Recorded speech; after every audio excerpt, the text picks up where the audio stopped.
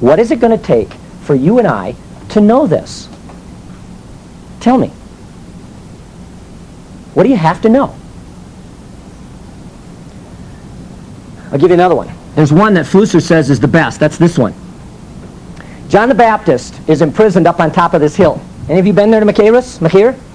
Anybody been to Jordan, to Machaerus? Some groups go to Jordan when they go to Israel. Here's part of Herod's, that probably was the room where John's head was presented on a platter. Now, while he was imprisoned here, at least, it doesn't say in the Bible he was imprisoned there. That's in Josephus, but it seems like a good probability. John sent 2 disciples, of his disciples, to Jesus with a strange question. What would you have expected John to ask Jesus? Can you get me out of here? Very good. Or, if he asked a more generic question, are you the Messiah? What am I doing here? He doesn't. This is what he asks his students to ask. Are you the one who was to come?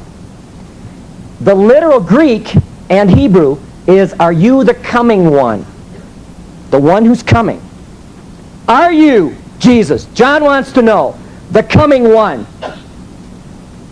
What book of the Bible is that a quote from?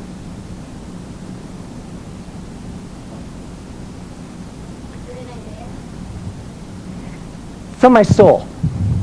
I don't know if I should do this because I think the world... How does this make you feel? See, what I don't want to happen is for you to walk out of here and say, well, I was excited about that discipleship thing till he got to this, and forget it, I'll never do it. On the other hand, I need you to see what kind of passion for the text it's going to take to be like Jesus. We're way past. The first thing you ought to do is go home and take every devotional book on your shelf and move them up 3 shelves so you can't reach them without a stepladder. They're probably great books. They've all got good stuff to say. Most Christians read devotional books in place of the Word of God. Now, I start my class often somewhere at the beginning. Actually, what I do at the beginning of class takes me the first 6 weeks. And I'll say to the students, watch this. I do this in college too. They think I'm an idiot, but that's fine. It's a good starting point.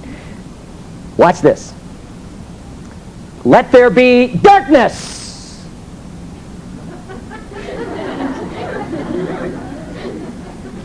Now, one time I had a student reach over and turn the lights out. But every other time, what? And then I say, if God stood here and said, let there be darkness, you wouldn't see the hand in front of your face like that. What's the difference? God's words go with power. My words, in and of themselves, unless God enters them with his power, my words are just words. Read the text. I'll come back to that in a moment. So, are you the coming one? Any guesses what book? That's close. Blessed is the one who comes. He could have been referring to that, but in Hebrew there's one different word. So it's possible. That is really good. It's Zechariah 9. Your king, O Jerusalem, the one who is to come,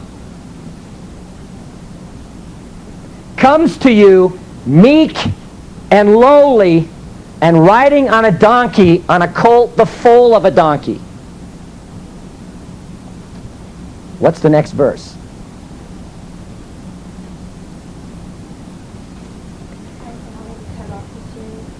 Okay, it's not the next verse. It's in the next paragraph.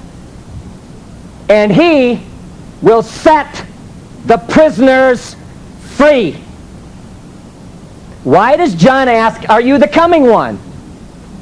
He wants Jesus to go to Zechariah, know the phrase from Zechariah, know what the next paragraph in Zechariah says, and then to tell him, if Jesus is the coming one, what am I doing in Herod's jail from which no one gets out?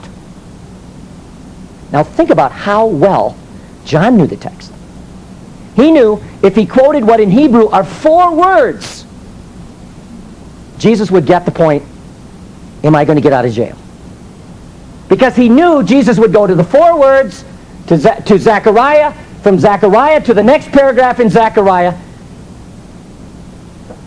And the amazing thing, of course, you'll say, he's God. I accept that 100%. Jesus knew the text. Because he does an even more obscure remez. It blows your mind. Two guys talking to each other, making these huge points, and none of them saying what they mean. Because Jesus said to the disciples, Jesus said to the disciples, I didn't put that up here. Jesus said to the disciples of John, go tell John, the blind see, the lame walk, the deaf hear, the speechless speak, the dead are raised, and the poor have the gospel proclaimed to them. What you don't realize, maybe you do, those are 6 phrases from 6 different places in Isaiah. And on the spur of the moment, Jesus just went, boom, and pulled out 6 quotes. Each one of which is followed by this line, and the prisoner will be set free. By saying the blind, but not the prisoner. The deaf, but not the prisoner. The dead, but not the prisoner. The lame, but not the prisoner. The speechless, but not the prisoner. The poor, but not the prisoner. Jesus is saying, my friend, I am the coming one, and you're going to die in jail. Unless you think that's a stretch, his next line to John's disciples is, tell John, blessed are those who do not fall away on account of my difficult words. What difficult words? The blind see, the lame walk? That doesn't sound... The difficult words are the ones he didn't say.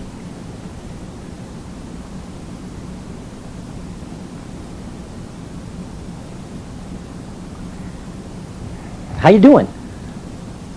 I never know how much of this to dump on, because I don't want you to leave here feeling like I can't. The text is alive to every one of you. How badly do you want to be like your rabbi? It starts